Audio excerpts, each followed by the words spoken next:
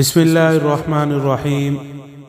بچوں، اللہ تعالیٰ نے پہاڑ بنائے اور سمندر بنائے، اس نے سورج، چاند اور ستارے بنائے، اور اللہ تعالیٰ نے فرشتوں کو بنایا۔ فرشتے اللہ تعالیٰ کی ہر بات کو مانتے ہیں، اور اللہ ان کو جو حکم دیتا ہے وہ اس کام کو کر دیتے ہیں۔ پھر اللہ تعالیٰ نے ایک انسان بنایا، اور اسے پہلا آدمی آدم کہا جاتا ہے۔ وہاں ایک جن بھی تھا جس کا نام ابلیس تھا۔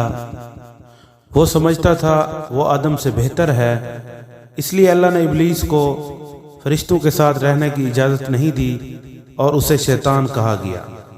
شیطان نے جو کچھ اس کے ساتھ ہوا تھا اس کا قصوروار آدم کو سمجھا۔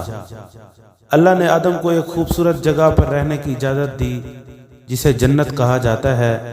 پھر اللہ تعالیٰ نے آدم کی بیوی ہوا کو بنایا۔ وہ دونوں جنت میں رہنے کی وجہ سے بہت خوش تھے۔ آدم اور ہوا کو جنت کے ایک پھل کھانے سے منع کیا گیا۔